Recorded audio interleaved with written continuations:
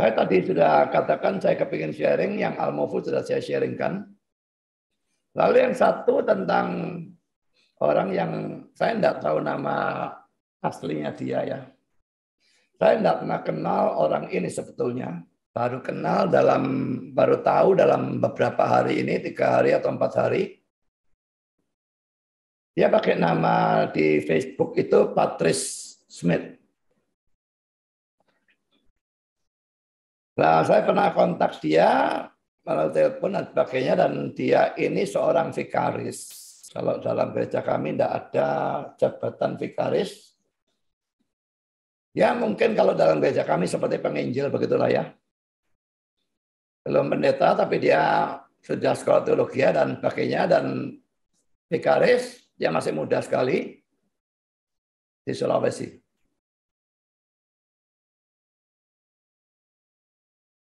Dan dia buat khotbah menyerang Andi Simon yang ada di Balikpapan. Dan Andi Simon laporkan dia ke polisi, sehingga dia dipanggil oleh Polda di Balikpapan. Dan dia minta maaf. Bukan minta maaf bahwa beritanya dia itu salah, tapi minta maaf hanya atas kata-kata kasar yang dia gunakan, yang dianggap sebagai suatu penghinaan. Saya lupa kata-kata kasarnya itu penipu kalau tidak salah, lalu ada nabi palsu, lalu ada penyesat atau apa gitulah. Kira-kira seperti itu. Dan itu sebabnya dilaporkan. Dan sudah minta maaf itu pun tidak mau si Andi Simon, dan banyak orang diminta untuk mediasi dan untuk meminta Andi Simon untuk menghentikan prosedur hukum ini. Dia tetap tidak mau, bahkan ditinggal pergi begitu saja di hadapan polisi yang mediasi, bahkan tinggal pergi, tidak mau. Lalu mengapa saya mendukung si Patrice Smith ini? Saya tidak kenal dia, saya sudah katakan. Saya dengar khotbahnya, sepintas memang kelihatannya dia orang yang Injili, itu yang saya lihat. Saya tidak tahu apakah dia reform atau tidak reform, dan saya tidak peduli itu. Bagi saya kalau dia orang yang Alkitabiah dan Injili sekalipun bukan reform, maka itu sudah cukup. Itu dia saya anggap sebagai saudara seiman saya. Nah, sementara Andi Simonnya ini diserang, kalau saya saudara ya, diserang orang, siapapun, dan serangannya serius saudara ya. Kalau serangan yang asal kampungan gitu ya, cuma ngejek-ngejek dan sebagainya, saya tidak gubris ya. Tapi kalau serangannya serius, saya pasti akan tanggapi. Hai Beng Cho itu dulu serang saya, maki-maki tidak karu-karuan, fitnah juga. Saya tantang debat, tidak berani juga. Saya berani pertanggungjawabkan kalau saya diserang. Saya pertanggungjawabkan iman saya, pengajaran saya. Yang serang saya, ayo debat sama saya. Kecuali kalau kamu serang cuma asal-asalan, saya tidak gubris. Saya anggap gila gitu saja. Dan saudara, apakah sikap saya itu Alkitabiah? Diserang itu bela diri? Tantang debat? Saya akan tunjukkan satu ayat, saudara.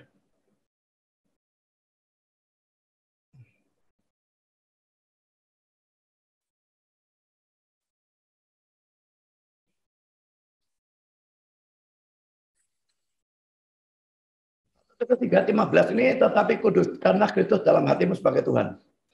Dan siap sedialah pada segala waktu, perhatikan ini ya, siap sedialah pada segala waktu untuk bertanggung jawab kepada tiap-tiap orang yang meminta tanggung jawab dari kamu tentang pengharapan yang ada padamu, tapi haruslah dengan lembut dan hormat. Coba kita lihat di dalam terjemahan yang lain ya. Saya gunakan terjemahan NASB ya. But sanctify Christ as Lord in your hearts, always being ready to make a defense to everyone who asks you to give an account for the hope that is in you. Saya ingin tunjukkan kata make a defense ini ya. Defense ini berasal dari kata Yunani apologia. Dan dari kata apologia itu diturunkan kata bahasa Inggris apologetics.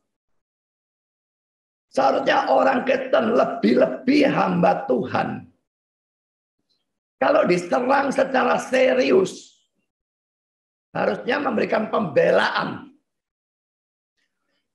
Saya tidak menghormati orang yang diserang secara serius, lalu diam saja.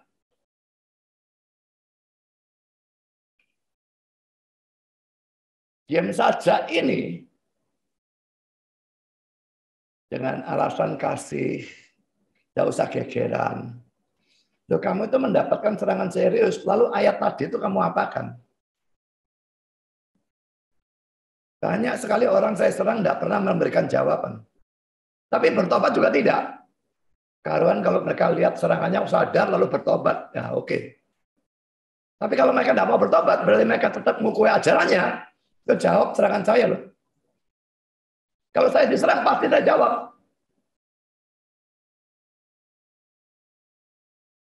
Karena saya mentaati 1 Petrus 3:15. Jadi mestinya kalau Andi Simon itu diserang, mestinya kalau dia tidak setuju serangan itu dan jelas dia tidak setuju dia marah, kan dia lapor polisi. Mestinya bukan lapor polisi, mestinya jawab serangannya. Ajak debat anak muda ini. Kenapa tidak? Dan urusan lapor polisi,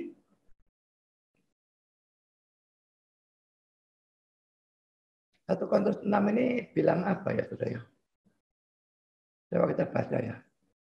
1 Korintus 6 ayat 1 sampai dengan ayat 7. Apakah ada seorang di antara kamu yang jika berselisih dengan orang lain, di antara kamu ini berarti sesama Kristen ya? Berselisih dengan orang lain tetap sama Kristen karena di antara kamu. Berani mencari keadilan pada orang-orang yang tidak benar dan bukan pada orang-orang kudus. Pengadilan ini mayoritas pasti beragama lain. Minta keadilan ke sana. Ini dipertanyakan oleh Paulus.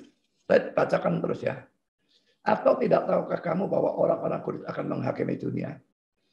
Dan jika penghakiman dunia berada dalam tangan kamu, tidakkah kamu sanggup untuk mengurus perkara-perkara yang tidak berarti? Tidak tahukah kamu bahwa kita akan menghakimi malaikat-malaikat?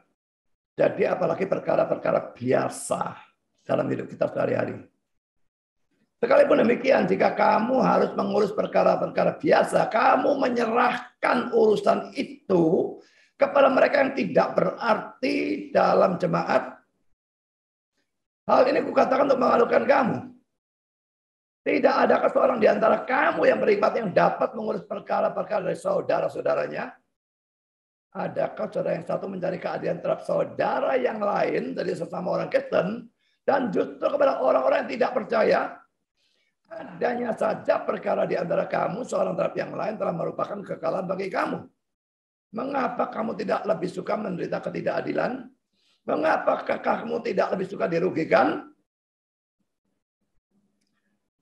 Saya kira dari sini sebetulnya jelas ya. Sebetulnya Kristen geger dengan Kristen dalam urusan-urusan seperti itu. Mestinya ya tadi saya katakan debat itu yang dilakukan. Berikan tanggapan. Dan bawa ke polisi. Saya paling tidak senang dengan cara seperti itu karena ayat ini jelas melarang. Bagaimana ini pendeta Andi Simon bisa melanggar ayat ini saya nanya sendiri. Itu menyebabkan saya tidak mendukung dia apapun urusannya. Saya mendukung Patrick Smith-nya. Dan perkara mendukung Patrick Smith ini, saya mengajak saudara juga mendukung dia. Jangan dia masuk penjara. Kita cuek saja terhadap dia. Itu sesuatu yang salah, saudara. Mari kita melihat beberapa ayat, saudara. Matius 25 ini, ya kira sudah tahu yang kambing dan domba dipisahkan itu ya. Ya, dia menempatkan domba sebelah kanan, kambing sebelah kiri. Raja berkata kepada mereka sebelah kanannya, mari hai kamu yang diberkati oleh Bapakku. Dari mana kerajaan yang telah disediakan bagimu sejak dunia dijadikan. Sebab ketika aku lapar, kamu beri aku makan. Ketika aku haus dan pakai, kamu beri aku minum. Dan seterusnya. Maka orang-orang benar itu jawab, Tuhan, bila manakah kami melihat engkau lapar dan kami beri engkau makan. Atau haus dan kami beri engkau minum. Bila manakah kami melihat engkau sebagai orang asing dan kami beri engkau tumpangan. Atau telanjang dan kami beri engkau pakaian. Dan terusnya tanya, ya, raja itu akan menjawab mereka. Aku berkata kepadamu sesungguhnya segala sesuatu yang kamu lakukan untuk salah seorang dari saudara yang paling hina ini, kamu telah melakukannya untuk aku. Patrick Smith ini saudara seiman kita. Dan dalam perkara ini, saya pro dia terang-terangan. Saya mengajak saudara pro dia juga. Lalu mari kita lanjutkan bagian ini ya. Ayat 41, dia bicara kepada yang sebelah kiri ya. Enyahlah daripadaku, hai orang terkutuk. Dan sebagainya. Alasannya, ketika aku lapar, kamu tidak beri aku makan. Ketika aku haus, engkau tidak beri aku minum. Ketika aku seorang asing, kamu tidak beri aku tumpangan. Ketika aku telanjang, tidak beri aku pakaian. Aku sakit dan dalam penjara, kamu tidak melawat aku. Maka akhirnya tanya, kapan Tuhan kami melihat engkau lapar, haus dan sebagainya, dan kami tidak melayani engkau? Maka ia akan menjawab mereka, aku berkata kepadamu, sesungguhnya segala sesuatu yang tidak kamu lakukan untuk salah seorang dari yang paling hina ini, kamu tidak melakukannya juga untuk aku. Kalau dia sedang ditindas saat ini, dan ada kemungkinan dimasukkan penjara dan kita tidak mendukung dia,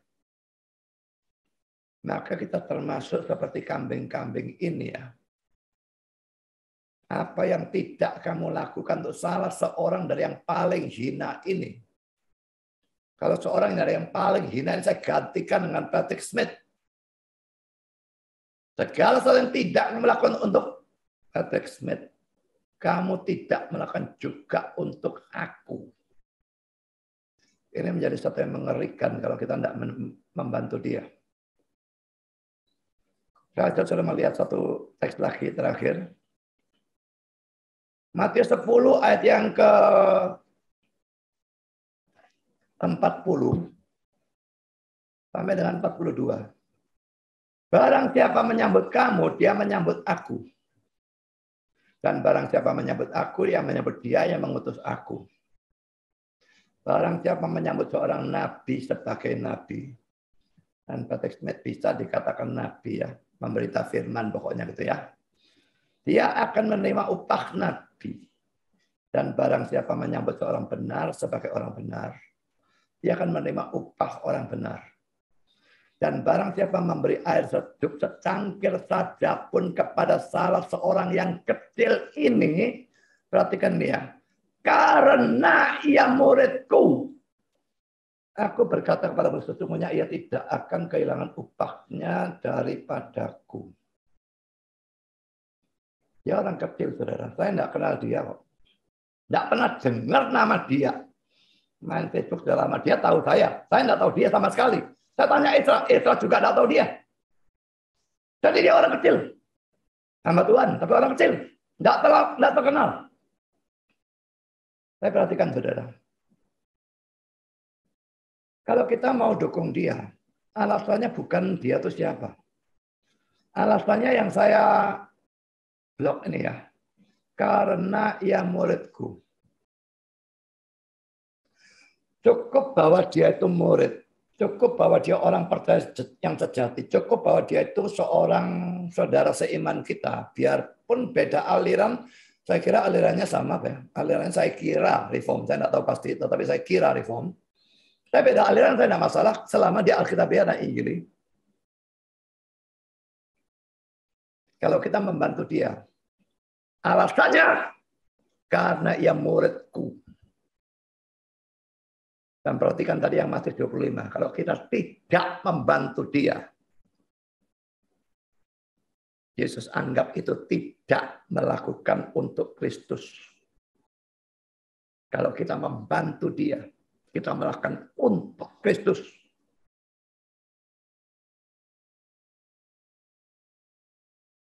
Saya tunjukkan alasan mengapa saya pro dia. Sama-sama Kristen kok. Sama-sama pendeta.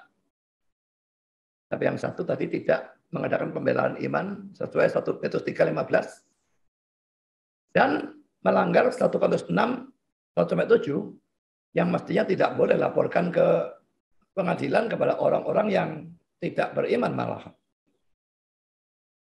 Sekarang saya sudah dari itu saya pro yang Patrick Smith dan saya mengajak saudara. Saya sendiri akan dukung dia dalam keuangan. Gereja saya akan saya dorong untuk itu juga. Dan saya ingin saudara juga dukung dia. Kalau saudara mau membantu dia dalam keuangan, bisa melalui gereja saya. Kalau mau nanti langsung ada rekeningnya nanti akan diberikan, bisa langsung ke sana ke kakaknya Patrick Smith, yang juga seorang pendeta. Tapi kalau sementara ini butuh mendesak ya. Karena kami butuh saksi, butuh apa macam-macam. Butuh lawyer, SH gitu ya. Maka kalau bisa secepatnya, ini urgent, mendesak. Jadi kalau saudara mau memberikan persembahan melalui gereja kami, maka berikan ke rekening yang biasa dari gereja, tapi beri petunjuk ya. Katakanlah untuk kasus hukum itu saja. Ya. Atau kalau saudara tahu Patrice, saya tidak tahu persis nama dia itu Patrice Smith, itu pun bukan nama seharusnya. Nama aslinya saya lebih bingung, nama Sulawesi saya tidak tahu nama persisnya apa.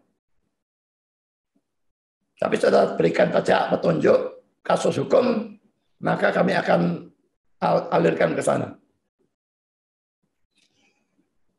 Saya berulang kali galang dana, saudara. 3 kali saya menggalang dana untuk orang yang sakit. Pertama, penginjil kami, Roy, waktu itu. Kedua, papanya Isra yang waktu itu matanya hampir buta. Dan ketiga, Mangku Ardi, tempo hari yang sakit kanker. Dan tadi saya sudah dalam khotbah masukkan galang dana juga untuk pembangunan gereja di Papua. Dan sekaligus sekarang menggalang dana untuk Patrice Smith ini dalam kasus hukum ini. Maukah saudara mendukung dia karena dia adalah murid Kristus? Kembali kepada khotbah saya terakhir. Kalau dinilai secara lahiriah orangnya, dia orang kecil. Dia anak muda. Yang juga tidak terlalu pengalaman, tidak punya nama besar dan sebagainya. Tapi saudara, dia anak Tuhan. Dia murid Kristus. Mari kita mendukung dia. Mari kita menghargai dia, mendukung dia. Supaya jangan dia masuk ke dalam penjara. Kalaupun harus masuk ke penjara, supaya hukumannya seringan mungkin. Dan untuk itu perkara pengadilan jelas butuh uang banyak.